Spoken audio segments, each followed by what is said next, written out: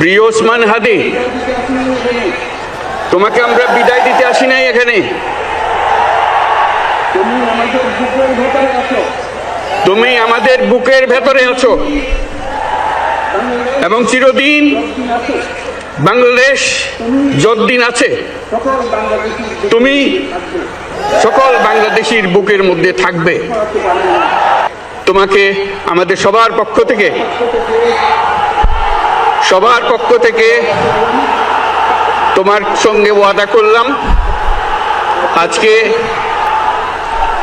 আজকে তোমাকে আল্লাহর হাতে আমানত রেখে গেলাম।